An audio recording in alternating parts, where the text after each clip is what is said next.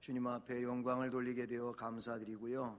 여러분 모두에게 오늘도 주님의 크신 은혜가 함께하기를 소원합니다. 2월은 기도하며 전진하는 달로서 매주 말씀을 드리고 있는데 그렇습니다. 오늘은 느헤미야의 기도를 통해서 다시 한번 기도에 대하여 생각하고 나라와 민족을 위하여 기도하는 일이 얼마나 귀하고 아름다운 일인지를 깨닫는 시간 되기를 주님의 이름으로 축복합니다.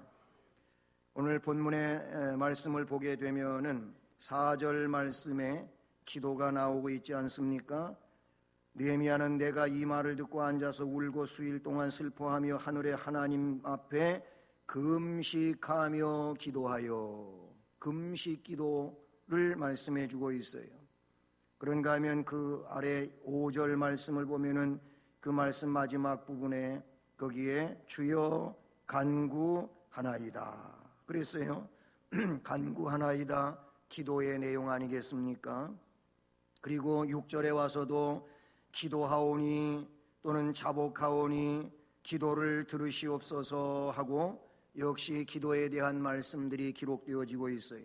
그리고 마지막 절 11절 말씀에 보면은 주여 구하오니, 그리고 종의 기도와 종들의 기도를 들으시고, 역시 기도에 대한 말씀들을 담고 있는 것을 보게 되는 것입니다. 느헤미야는 하나님 앞에 기도를 드렸습니다. 그의 기도는 예루살렘의 참상을 회복하기 위한 기도였을 줄로 믿습니다. 유다 백성들은 선지자 예레미야가 예언한 대로, 왜 예레미야 선지자가 예언을 했습니까? 하나님께서 그에게 메시지를 주셨는데 그 메시지가 무엇입니까? 회개하지 않는 이 유다가 함락이 된다는 거예요. 바벨론에 의하여 함락이 되고 그래서 바벨론 포로가 된다고 말씀해 주셨습니다. 그런데 그 예레미야의 예언과 같이 BC 586년에 예루살렘 성전이 참혹하게 함락되고 맙니다. 그리고 바벨론 포로로 끌려갔어요. 1차 포로, 2차 포로, 3차 포로로 끌려갔습니다. 그리고 70년을 지내게 됐어요. 예레미야 선지자를 통하여 예언의 메시지 가운데 포로 기간이 70년이라고 말씀해 주셨어요. 그 70년이 찼습니다. 그래서 70년 만에 바벨론의 포로에서 스룹바벨의 인도로 BC 536년에 1차 포로 귀환이 이루어지게 됩니다. 그리고 나서 80년 후에 BC 457년에 에스라에 의하여 2차 귀환이 되어집니다. 그로부터 또 13년 후에 느헤미야가 예루살렘 성벽 재건을 위해서 귀환을 하게 됩니다. 이처럼 포로에서 귀환도 1차, 2차, 3차에 걸치게 되는데 이것은 무려 거의 100년을 두고 이루어지는 그런 일이라고 볼 수가 있는 것이죠. 이 말은 곧 포로에서 1차 포로가 귀환되어졌지만은 100년이 지나도록 성벽이 재건되어지지 않고 있었다는 거예요. 예루살렘은 폐허 자체에서 아직 벗어나지 못하고 있는 그런 상황이었다고 하는 것을 지적해주고 있는 것이죠. 느헤미야에게 이 포로 귀환에서 예루살렘 성벽 재건을 하고 성을 그래도 완전하게 수축하는 이런 사명을 주신 이유는 이 사람이, 이 느헤미야가 하나님을 생각하는 사람이었기 때문이며 조국을 생각하는 사람이었기 때문이며 민족을 생각하는 사람으로서 눈물을 흘릴 줄 아는 그런 사람이었기 때문인 줄로 믿습니다. 그래서 오늘 4절에 그는 울었다고 그랬어요. 앉아서 울고 수일 동안 슬퍼하며 하늘의 하나님 앞에서 금식하며 기도를 드렸다고 말씀해 주고 있지 않습니까? 이 느헤미야는 나라를 생각하는 사람이었습니다. 오늘 우리는 이 혼란스럽고 요동치는 갈팡질팡하는 이 나라를 위하여 역시 생각할 줄 아는 그런 사람이 되어야 할 줄로 믿습니다. 느헤미야는 바벨론 땅에서 포로민으로 그렇게 살고 있었지만은 그는 늘 마음 속에 예루살렘을 마음에 두고 사는 사람이었다고 하는 것을 알 수가 있습니다. 예루살렘은 이방에 흩어져 살고 있어요. 예루살렘에 살던 사람들이 이방에 흩어져 살고 있는 이런 사람들로서 늘 예루살렘이라고 하는 것은 영원한 고향이고 신앙의 메카였다고 하는 사실인 것이죠. 그들의 생각과 마음은 언제나 예루살렘을 향하고 있었습니다. 다니엘도 하루에 3번씩 예루살렘을 향하여 창문을 열어놓고 기도했다고 다니엘서 6장 10절 말씀에 기록하고 있지 않습니까? 이와 마찬가지로 느헤미야도 예루살렘에 대한 관심이 누구 못지않게 깊었던 사람이었습니다. 시편 122편 6절 말씀을 보면 예루살렘을 위하여 평안을 구하라. 예루살렘을 사랑하는 자는 형통하리로다. 아멘. 이렇게 시편에 기록되어지고 있는데 우리가 형통한 삶을 원하지 않습니까? 거꾸로 이 말씀을 보게 되면은 형통하기 위해서는 예루살렘을 사랑하는 사람이 되어야 한다고 말하고 있고, 예루살렘을 사랑하는 그 사람은 예루살렘을 위하여 평안을 구하는 사람이어야 된다는 것입니다. 여러분, 가정이 평안하기를 원하십니까? 그렇다면은 여러분 가정을 위하여 기도해야 될 줄로 믿습니다. 사실 가정이 평안해야 내가 평안한 거예요. 우리 교회가 평안할 때 우리들이 평안한 신앙생활을 할 수가 있습니다. 이 나라가 평안할 때에 우리들이 평안한 국민으로서의 삶을 살 수 있지 않습니까? 나라가 있고서야 내가 있는 것이고, 나라가 안정되어야 내가 안정되는 것이지, 나라는 안정되지 않은데 내가 안정될 수가 없는 겁니다. 교회가 시끄러우면은, 혼란스러우면 성도들이 은혜를 받을 수가 없어요. 평안할 수가 없어요. 그래서 영적으로는 혼란한 상황에서 은혜 없이 강팍한 삶을 살아갈 수밖에 없어요. 그래서 우리들은 교회의 평안을 위하여 기도해야 되는 줄로 믿습니다. 국민으로서 나라의 평안을 위하여 기도해야 되는 줄로 믿습니다. 시편 84편 10절에도 보면은 주의 궁정에서 한날을 지내는 이것이 다른 곳에서 천날을 지내는 것보다도 낫다고 그랬어요. 그렇기 때문에 악인의 장막에, 그 호화로운 장막에 거하는 것보다도 하나님 성전 문지기로 있는 것이 좋사오니 그랬어요. 할렐루야. 사랑하는 여러분, 우리들은 평안하게 살아가야 될 줄로 믿습니다. 우리는 악인의 장막에서 거하며 화려함을 누리며 사는 것보다도 하나님의 성전 문지기로 사는 이 일을 즐거워하고 기뻐하고 복되게 여겨야 될 줄로 믿습니다. 이 성전을 힘들고 어렵지만 쓸고 닦고 그렇게 빛나게 하는 일로 인하여 내가 쓰임을 받고 있는 것을 감사할 수 있고 기뻐할 수 있고 하나님 앞에 영광 돌리는 이 모습으로서의 신앙이 우리에게 있는 아름다운 모습이라고 생각하는 것입니다.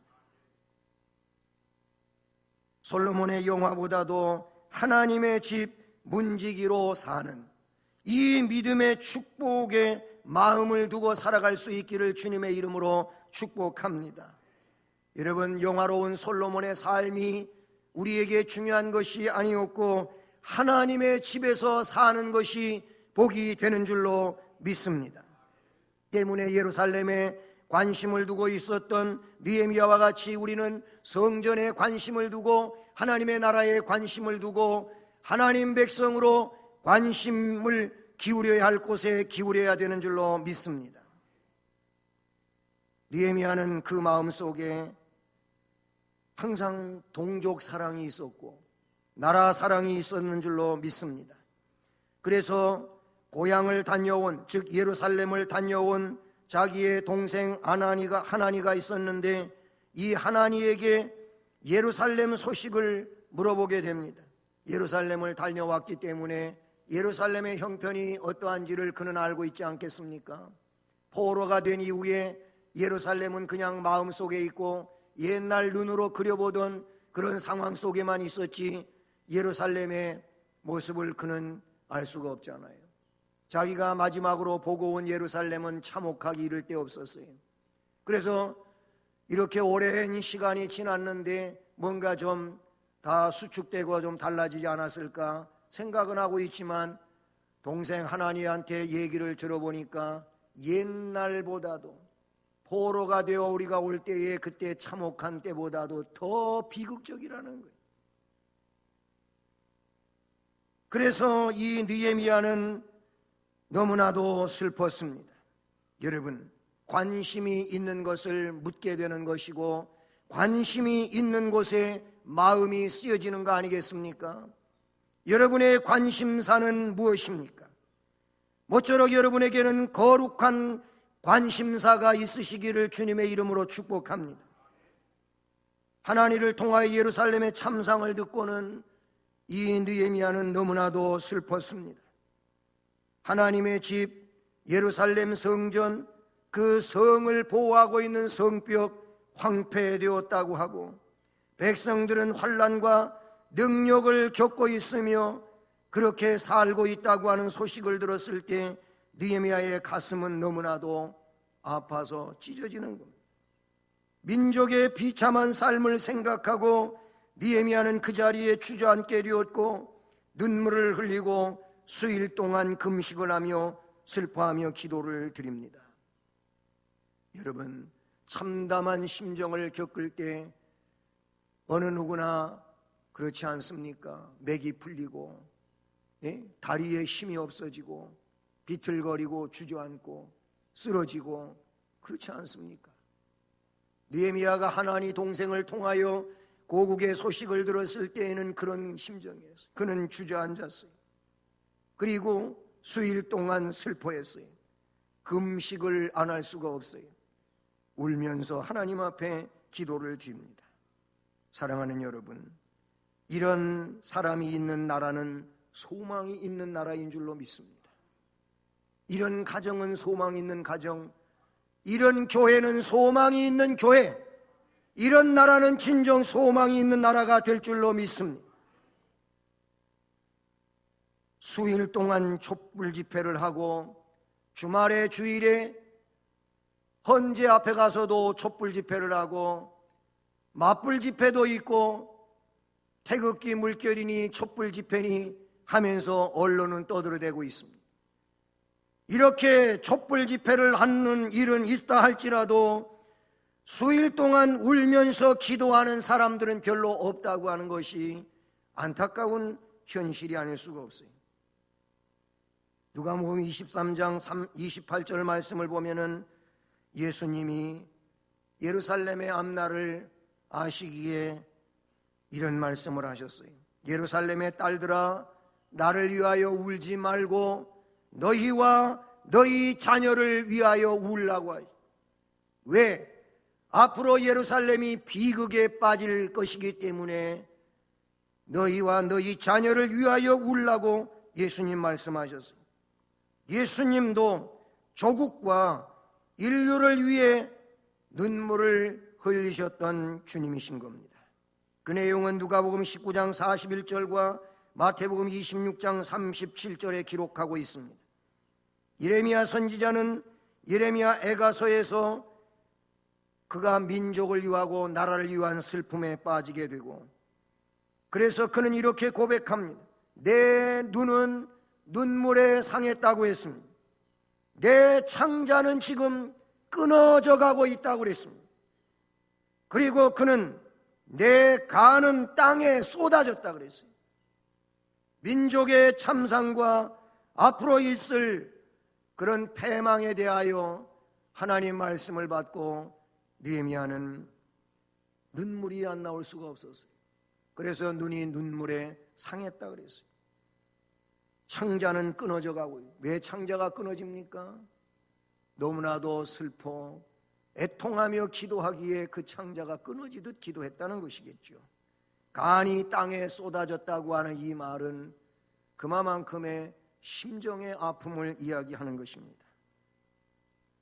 예레미야가 2장 18절에도 그래서 딸 시온의 성뼈가 너는 밤낮으로 눈물을 강처럼 흘릴지어다 스스로 쉬지 말고 내 눈동자를 쉬게 하지 말지어다. 눈 똑바로 뜨고 눈물을 흘리며 기도하라고 이야기하고 있는 거 아니겠습니까?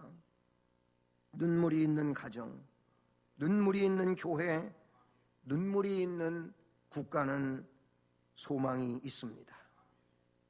저는 우리 대한민국이 눈물이 있는 이런 신앙의 사람들로 넘쳐날 수 있기를 주님의 이름으로 축복합니다.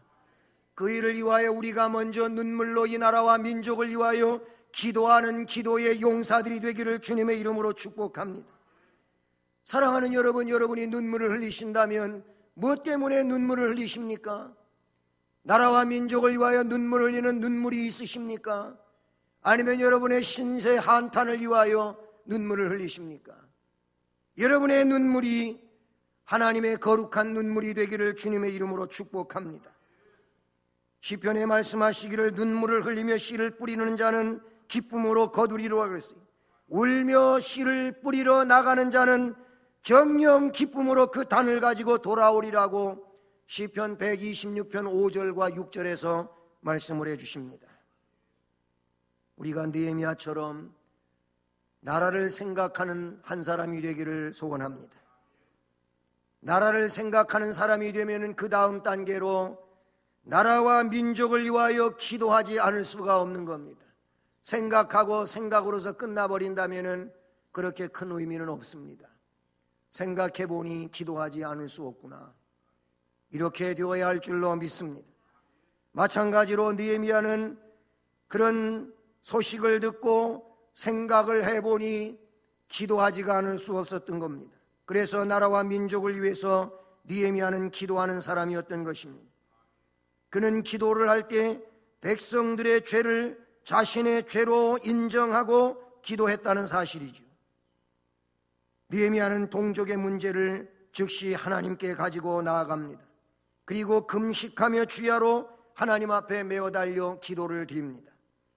느헤미야의 기도에서 우리가 주목해야 할 것이 있다면 그 민족의 죄를, 선조의 죄를, 동족의 죄를 나의 죄로 인정하고 하나님 앞에 기도를 드린다는 것입니다. 이게 우리들이 느헤미야의 기도 속에서 주목해야 될 내용인 것이죠. 느헤미야는 나라가 망하고 민족은 노예가 되어 흩어지고 고국에 남아있는 동족들 도처에서 치욕을 당하며 살고 있고, 이 모든 원인이 하나님의 계명과 율례와 규례를 지키지 아니하는 죄 때문이라고 고백하면서 그 죄를 다른 것이 아니고 바로 나와 나의 아비 집의 죄 때문입니다 라고 고백하고 있지 않습니까? 우리는 이런 기도자가 되어야 할 줄로 믿습니다. 서로 지탄하는 소리만 높아지고 있는 그런 모습들을 보게 됩니다. 대통령이 저럴 수가 있느냐? 아니면 그 밑에 사람들이 그럴 수가 있느냐? 이걸 공격하는 야당이라든지 또 다른 사람들에 대하여도 그들은 뭐 또 잘한 게 있느냐? 이런 얘기를 서로 공방하고 이야기하는 것이 우리의 현실이기도 합니다. 오 하나님, 내가 기도하지 않은 죄가 이런 결과를 만들어냈습니다. 우리가 하나님 앞에 기도하지 않았기 때문에 이렇게 되었습니다. 내 탓입니다. 나 때문입니다. 우리의 문제입니다. 이렇게 되어야 하는 것이 본문에서 우리에게 깨우치시고 가르쳐주는 내용인 줄로 믿습니다. 우리는 느헤미야와 같이 민족의 우상 숭배와 유물론주의와 휴머니즘을 회개해야 하는 각 사람이 되어야 할 줄로 믿습니다. 모든 죄를 자신에게 돌릴 줄 아는 이런 은혜자가 되어야 할 줄로 믿습니다.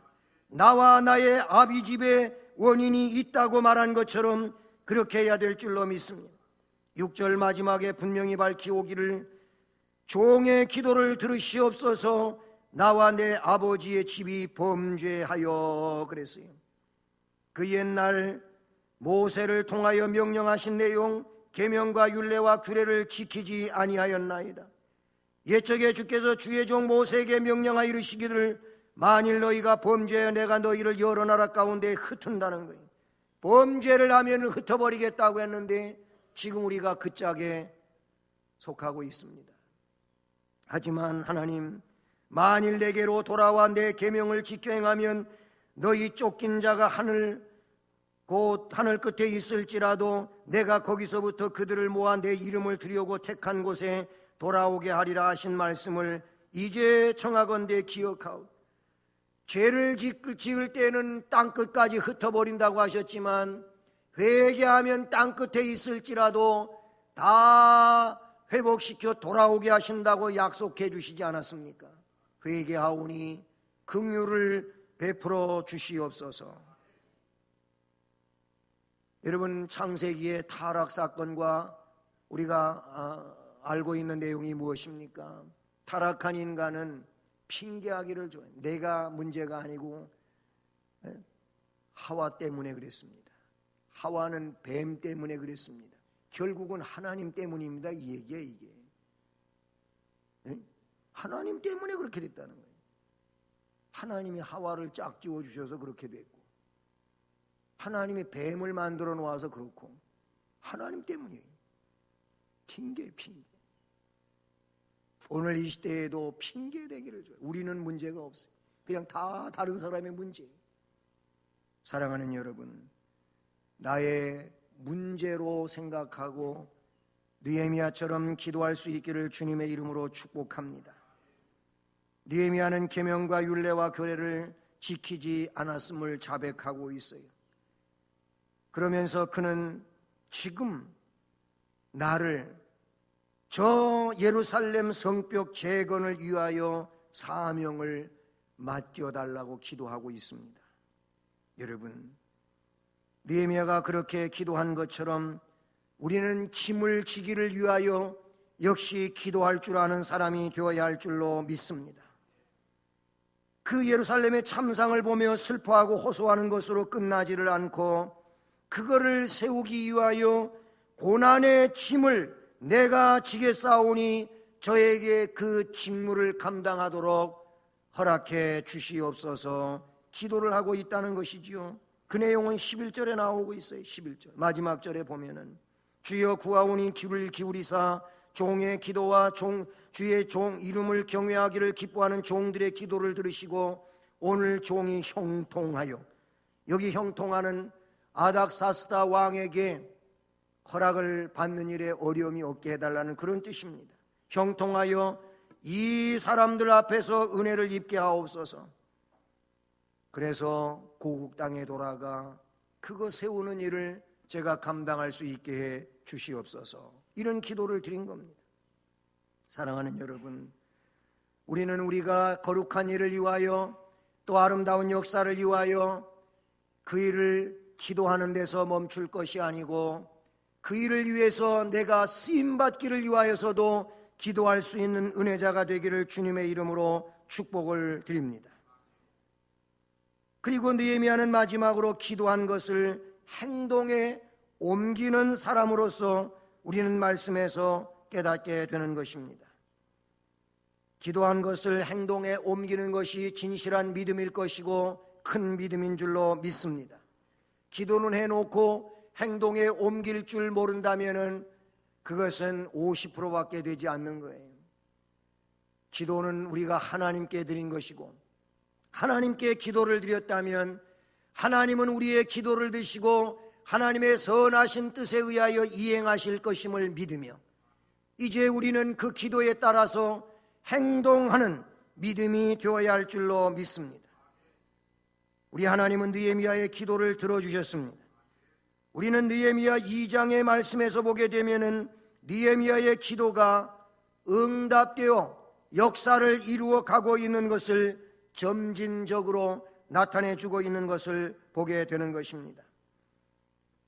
자, 기도가 끝나고 2장이 시작이 되는데 아닥사스다 왕 제2년 니산 20년 니산월에 왕 앞에 포도주가 있기로 내가 그 포도주를 왕에게 드렸는데 이전에는 내가 왕 앞에서 수심이 없었더니, 그랬어요. 그 1장 마지막에 보면은 그때에 내가 왕의 술 관원이 되었느니라. 느헤미야가 포로민으로서 바벨론 땅에 끌려가 가지고 그가 하던 일이 뭐냐면은 음료를 왕에게 바치는 일을 했던 겁니다. 그게 와인이든 아니면 식수든 어쨌든 그런 일이에요. 근데 여러분, 옛날에는 우리나라 조선시대도 마찬가지겠습니다마는 왕에게 이런 상을 올려드리는 사람들은 아무나 쓰지를 않습니다. 왜냐하면 거기에 독을 넣어서 독사를 시킬 수도 있는 일들이 되잖아요. 그래서 아주 제일로 믿을 수 있는 사람들이 그 일을 하는 거예요. 그러니까 이 느헤미야가 왕의 음료를 그거를 담당하는 그런 관리였어요. 그래서 자기가 먼저 그걸 확인하고 왕한테 갖다 드리는 거예요. 그러니까 왕이 신임하는 사람 중에 하나죠. 그 일을 하고 있었는데, 그런데 그전에는 자기가 왕 앞에서 수심이 없었는데 이 예루살렘의 소식 때문에 근심거리가 생긴 거예요. 걱정거리가 생긴 거예요. 너무 마음이 아픈 거예요. 그래서 며칠 사이에 얼굴 모습이 병인같이 달라진 거예요. 그래서 왕이 그 느헤미야에게 묻습니다. 2절에 나오지요. 내가 병이 없거늘 어찌하여 얼굴에 수심이 있느냐? 이는 필연 내 마음에 근심이 있음이로다 하더라. 이 왕이 느헤미야에게 먼저 말을 걸어오고 뭐 때문에 그러느냐, 뭐 어디 아픈 데 있느냐 이렇게 물어오는 거예요. 느헤미야는 이것이 그에게 주어진 절호의 기회인 겁니다. 자기가 먼저 왕한테 가서 예루살렘 이야기를 하고 내가 좀 거기 좀 다녀오게 해주세요 막 이렇게 하는 거는 좀 어려움이 되겠지만은 왕이 먼저 그렇게 물어볼 때 그것도 왕이 너한테 무슨 근심이 있는 것 같다 말해봐라 이런 얘기는 얼마나 기회가 좋아요. 할렐루야. 하나님이 허락하신 기회인 줄로 믿습니다. 그래가지고 4절을 보면 같이 읽어볼까요? 시작. 왕이 내게 이르되 그러면 네가 무엇을 원하느냐 하시기로 내가 곧 하늘의 하나님께 묵도하고. 아멘. 왕이 뭐 때문에 그러냐 물으니까 얘기를 했어요. 자기 마음속에 얘기를 했어요. 그러면은 네가 뭘 원하느냐, 내가 어떻게 하면 좋겠느냐 하고 다시 물으니까 느헤미야가 어떻게 하면 제일로 지혜롭게 말할 수 있을까 하나님 앞에 잠시 동안 묵도하고 이야기하는 내용이 나와요. 그래서 다시 6절로 내려가 봅니다. 시작. 그때의 왕후도 왕 곁에 앉아 있었더라. 왕이 내게 이르시되 네가 몇 날에 다녀올 길이며 어느 때에 돌아오겠느냐 하고 왕이 나를 보내기를 좋게 여기시기로 내가 기한을 정했다라는 거예요. 8절 다시 읽습니다. 시작. 또 왕의 산림감독 아삽에게 조서를 내리사 그가 성전에 속한 영문의 문과 성곽과 내가 들어갈 집을 위하여 들보를 쓸 제목을 내게 주게 하옵소서 하매 내 하나님의 선한 손이 나를 도우심으로 왕이 허락하고. 아멘. 결국 예루살렘의 총독이 되어가지고 돌아가서 예루살렘 성벽 재건하는 일에 거기에 모든 기획서가 있게 되고 이 기획에 왕이 어떻게 해요? 어인을 찍어서 결재가 났어요. 허락이 됐어요. 할렐루야. 응답이 됐습니다. 여러분, 우리는 기도했다면 기도를 행동으로 옮겨야 될 줄로 믿습니다. 그 느헤미야가 총독이 돼가지고 그 아닥사스다 황제의 그런 칙령을 가지고 권세를 가지고 돌아옵니다. 군사의 호위 속에 돌아와요. 와가지고 성벽을 재건하는데 방해가 또 극심합니다. 이 사마리아 지역을 중심으로 해가지고 방해 공작이 거세게 일어나는데 그때 느헤미야는 깨어 기도하면서 한 손에는 무기를 들고 한 손에는 연장을 들고 느헤미야서에 나오는 그대로의 내용, 그렇게 성벽 재건 공사를 이어갑니다. 할렐루야. 자포자기할 수 있고 야 이거는 안 되는 일인가 보다, 이거는 내한테 너무나도 역부족이구나 이렇게 하지를 않고 그러면 그런 대로 더 강력하게 기도하면서 일하고 싸우면서 일하고 이 일을 쉬지 않고 했다, 그런 얘기. 어디부터는 어디서부터 어디까지는 어느 가문, 어디부터는 어디까지는 어디는 누구, 이렇게 예루살렘 성곽을 뺑 둘러 분담을 시켰어요. 그래가지고 단 52일 만에 성벽이 재건됩니다. 할렐루야.